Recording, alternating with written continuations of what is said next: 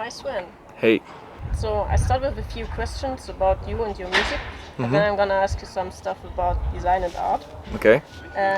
So my first question is, what's your musical background? How did you learn to scream? But getting real angry. Okay. I mean, I don't know. It's just, something that started I started listening to metal when I was, I want to say 14, 15 back in the day. Starting with some, more, I want to say toned down stuff. Like, back in the day, grunge was really big.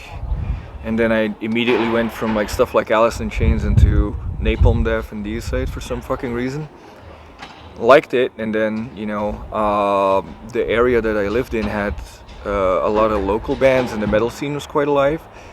I started helping out another band from the region back then, and realized that this is pretty cool. I'd like to do this, and then you start kind of screaming along to the records that you like.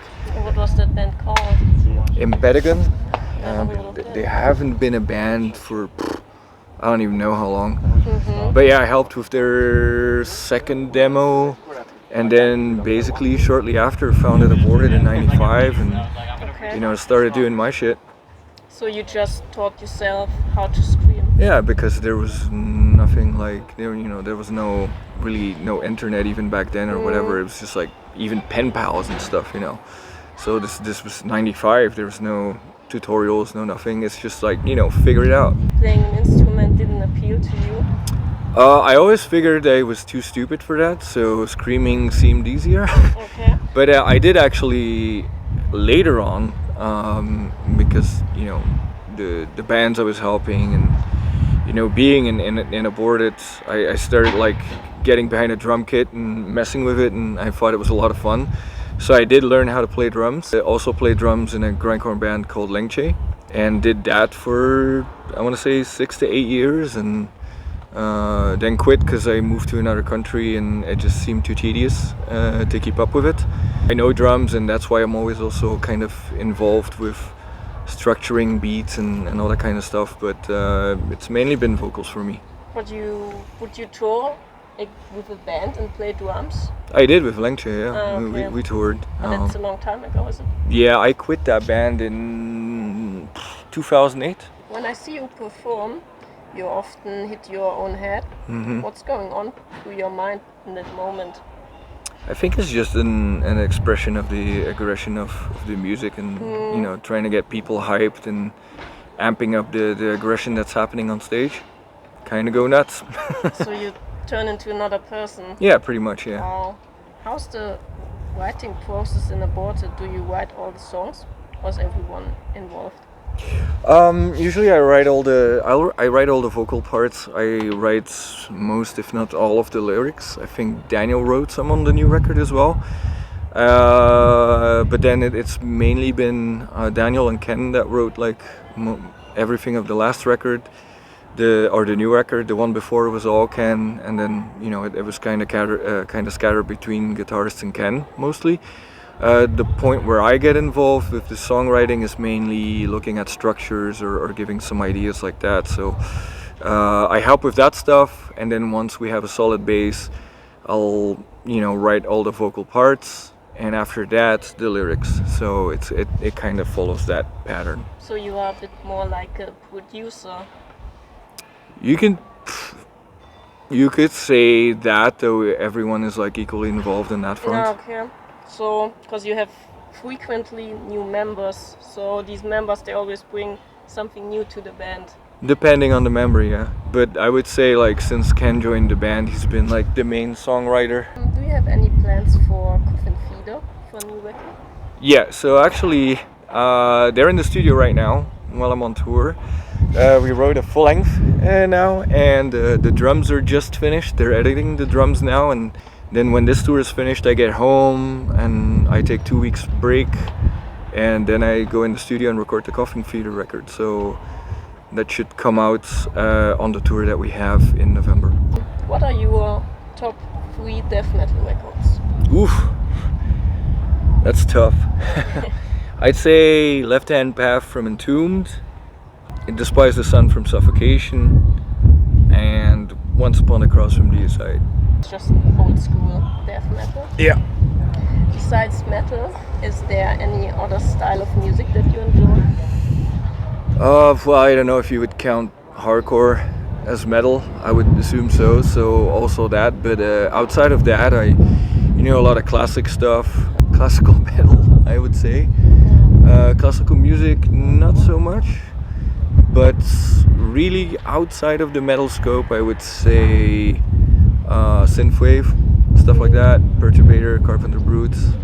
What's your favorite horror movie? I can't really name one, but just off the top of my head, from nostalgia reasons mainly, Nightmare on Elm Street for sure, The Fly, The Thing, Evil Dead, things like that. Oh, okay. Did you design the Aborted logo?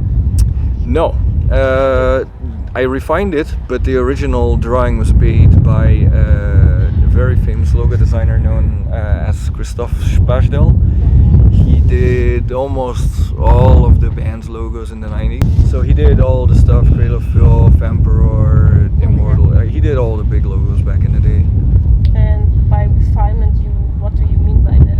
I made the cactus a little less cactusy. Yes, a cactus. Yeah. There's a lot of spikes. There used to be even more. Okay. And the funny thing was back in the day, it was just a drawing on paper. And the way we fixed it back in the day, it was just whiteout. The white paint that you could use to like fix spelling mistakes when you were writing. Yeah. So we used that in the logo and then redrew the spikes and then rescanned it. Okay, wow. And do you take care of all the designs for Aborted? It's more an art director kind of role. I did some of the older stuff, but I always do the layouts and the all that kind of stuff. The different platforms, the website design, the whatever. When we did a mobile app too, when we did Global Flatline, I did that one completely as well. I'm kind of like the brand director, to put it that way, and then I'll do all the layouting. But since we really like to use 80s style painting, I leave that up to the people that are experts in that and not myself, because I kind of moved away from that kind of digital design to doing more UX UI. So do you have like a corporate identity in your mind for Aborted? Corporate identity, I've never really thought of it that way as the way I do in my in my actual design career, but I guess so.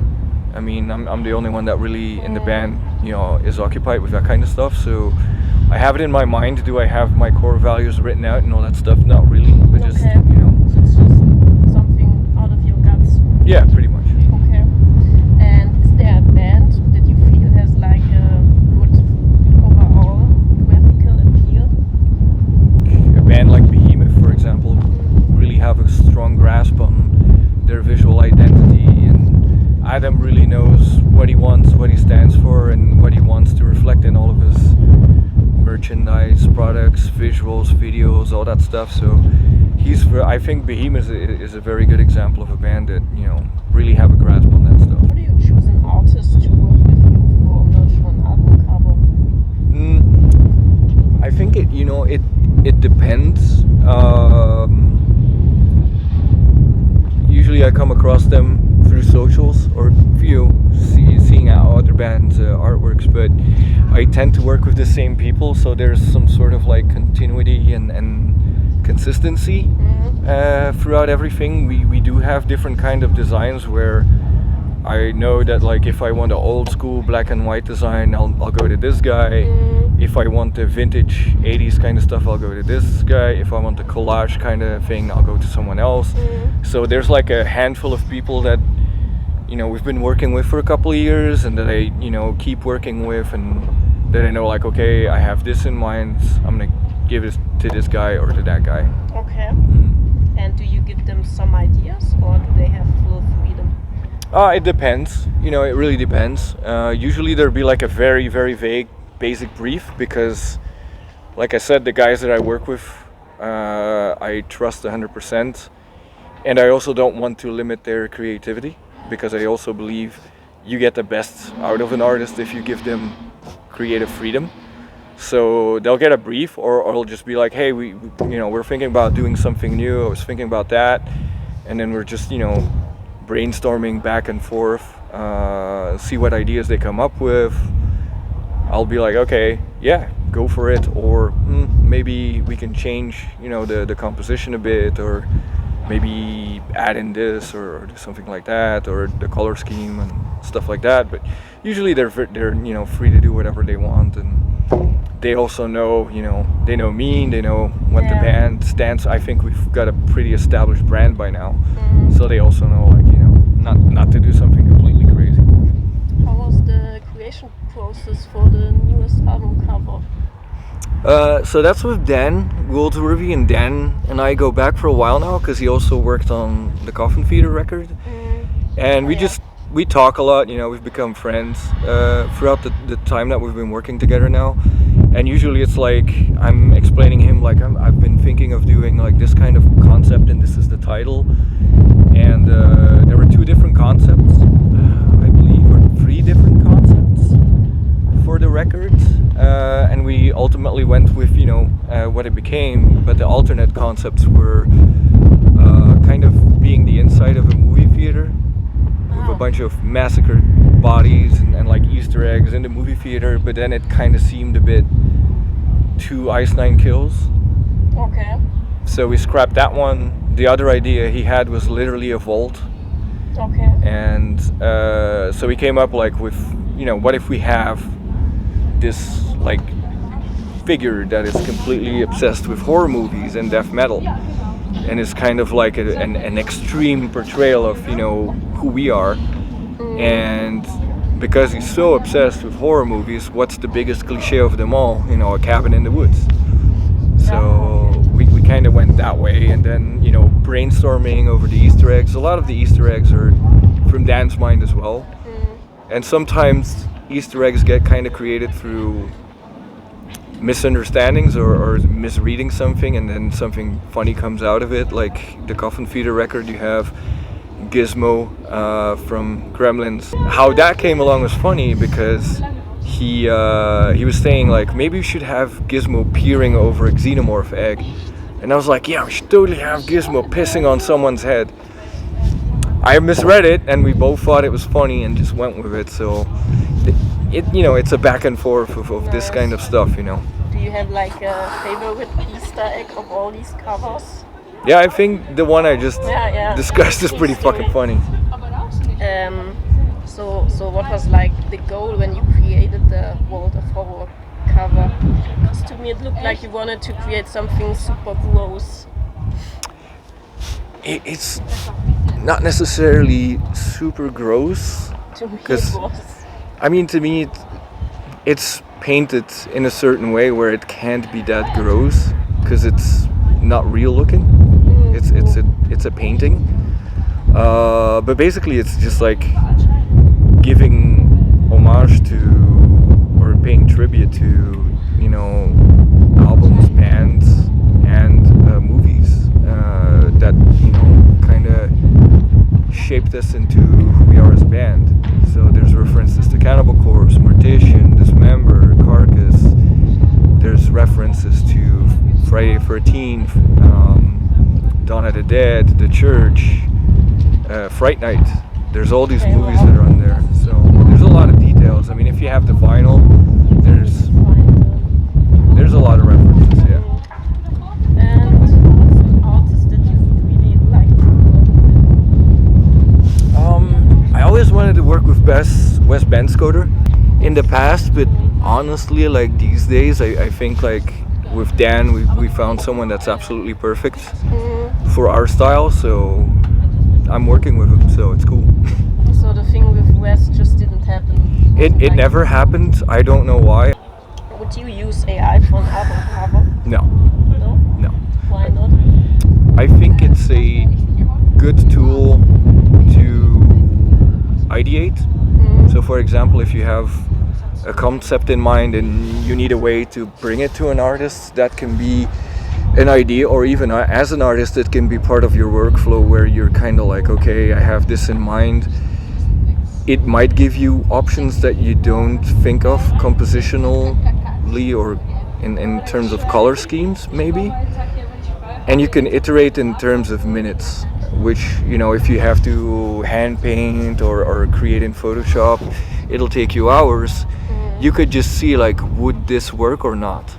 But I don't think it's a finished product because, first of all, it all looks alike. It all has this same kind of... I mean, you can just tell when it is, you know? Yeah, true. And I don't think it's fair to use. But at the same time, it's a really, like, kind of... I think a tricky discussion. Because I know people are so outraged of bands that use it, but they're not outraged not paying for the album. So, and I think as a scene, we are partly to blame for this trend evolving, because everything moving to digital kind of removed the importance of an album cover. Because if you look at it from a pure financial point of view, why would you pay thousands for an album cover that is only seen on a phone? Because not everybody has, you know, the money to, or is on a label to, you know, pay for pressing CDs or pressing vinyls. The Cuphead shirt, was that your idea? Yeah. Awesome. Did you play the game? Yeah. Did you finish it? I got to the one before last bosses. I got to the dice. The bee was incredibly frustrating. That one and that three-headed dragon really pissed me off, and the clown pissed me the hell off. Some of them were really tough but doable, but that clown was... Yeah, but you didn't draw this. Who drew this? This was a guy from Indonesia called Koki Greenway. Cool. Yeah, it was, you know, all the classic, you know, horror figures, Dracula, Nosferatu, but all drawn in like Disney style and like Cuphead style. Yeah, so. I love it. And what's your favorite Aborted album cover and why? I think it's a mixed bag between three of them: Global Flatline, Retro Gore, and the new one. Do you have a favorite album cover in general? That's a tough one. I think Always kind of really got drawn to like an ever-flowing stream from Dismember. Cool, thank you. Right on.